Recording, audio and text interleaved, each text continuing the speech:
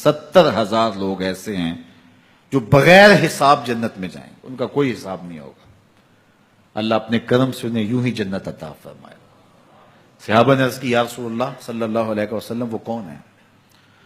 تو آقا کریم نے ارشاد فرمایا کانوا لا یکتوون، یہ وہ لوگ ہیں جو اپنے جسم پہ داغ نہیں لگاتے، مخصوص نشان جسم پہ لگا لیتے ہیں، یہ فلاں بزرگ کی نشانی ہے، یہ فلاں جو ہے وہ شہید کی نشانی ہے۔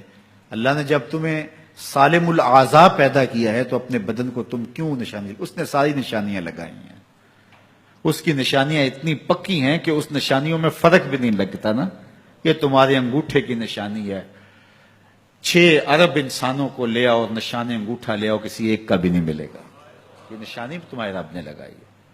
جیسی صورت تمہاری ہے ایسی صورت کسی اور کی نہیں بنائی، تمہیں منفرد بنایا اس میں۔ پوری کائنات میں سارے لوگ تمہارے جیسے ہیں لیکن تم پھر بھی الگ دکھائی دیتے ہو۔ سب کی 2 آنکھیں، سب کا ناک، سب کے ہونٹ، سب کا رنگ ملتا جلتا، لیکن سب کی شکلیں الگ ہیں۔ یہ زید ہے، یہ بکر ہے، یہ عمر ہے، یہ آس ہے، یہ فلاں ہے۔ دوسرے وہ ولا یسترقون، اور وہ رکیہ نہیں کرتے، یہ چھو منتر جادو ٹونا ہر وقت عاملوں کے پاس بھاگے پھرتے ہیں، اور وہ انہیں جو ہے وہ غلط سلط ٹوٹ کے ٹونے بتاتے ہیں اور وہ کرتے رہتے ہیں۔ عجیب لوگوں کے نفسیات ہوتے ہیں، صبح سے لے کر شام تک اسی چکر میں رہتے ہیں اور پھر ساری زندگی ان توہمات سے نکل ہی نہیں پاتے۔ اللہ نے تمہیں پیسے دیے ہیں، نئی گاڑی تم نے خریدی ہے، چھوٹے بچے کا جوتا کیوں باندھ دیا آگے تم نے؟ جوتا باندھنے سے اگر یہ ایکسیڈنٹ سے، حادثے سے گاڑی بچ سکتی ہوتی ہے تو پھر پاکستان کے جتنے پی آئی اے کے جہاز ہیں سب پر باندھ دینا چاہیے، سب پہ جوتے لٹکے ہوئے ہوں۔ عجیب تم نے فلسفہ تراشا، کسی نے جو ہے وہ کالی رنگ کی پٹی باندھ دی نیچے، اس سے اس کو نظر نہیں لگے گی۔ گھوڑے کے پاؤں کے نیچے جو کھری لگی ہوئی ہوتی ہے، کچھ لوگوں نے اپنے گھروں میں وہ باندھی ہوئی ہوتی ہیں کہ اس سے ہمارے گھر کے اندر کوئی مصیبت نہیں آئے گی، کوئی تکلیف نہیں آئے گی۔ کسی نے ہنڈیا اپنے گھر کے اوپر الٹی رکھی ہوئی ہوتی ہے، یہ ہنڈیا بچا لے گی، اور میاں ہنڈیا کیا بچائے گی تجھے؟ اللہ کے قہر سے کچھ نہیں بچا سکتا۔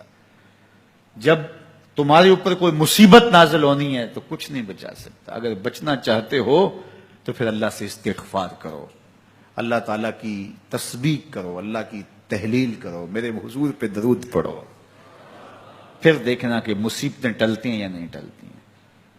تو یہ خام خواہ کے رکیے اور یہ عامل لوگ جو ہیں ان کا تو کام ہی یہی ہے، ان کا کام چلتا ہے لوگ ذوف الاعتقادی میں مبتلا رہیں، اور یہ کہہ دیتے ہیں کہ آپ کے خاندان میں ایک منحوس عورت ہے، یہ اس کا کیا ہوا ہے، تو کوئی نہ کوئی منحوس تو پہلے ہی انہوں نے طے کر رکھی ہوتی ہے، فوراً ذہن وہاں جا کلک ہو جاتا ہے۔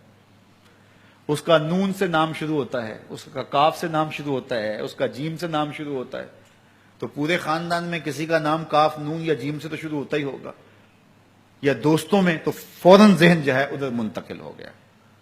اب یہ بابا جی نے بتا دیا ہے، ہاں ہاں ہاں اس نے یہ بات کی تھی، کچھ باتیں یاد آنے لگیں، اس کاف سے شروع ہونے والے نام کے ساتھ نفرت پیدا ہو گئی۔ اس بابے نے نفرت کا کاروبار کیا ہے، اس نے تو 100 روپے 200 روپے لے لیے لیکن 2 انسانوں کے اندر نفرت ڈال دی۔ اس کا گریبان کل قیامت کے دن پکڑا جائے گا۔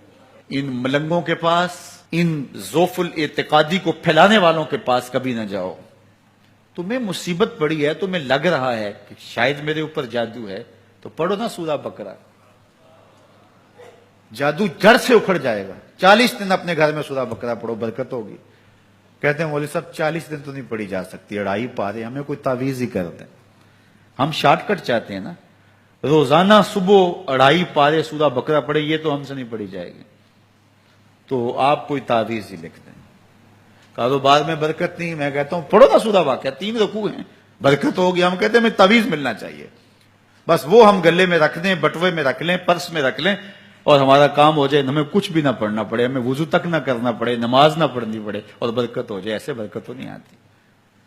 اس لیے چھوڑو ان کی جان، آؤ قرآن مجید پہ آؤ، آؤ سجدوں پہ آؤ، آؤ دعاؤں پہ آؤ۔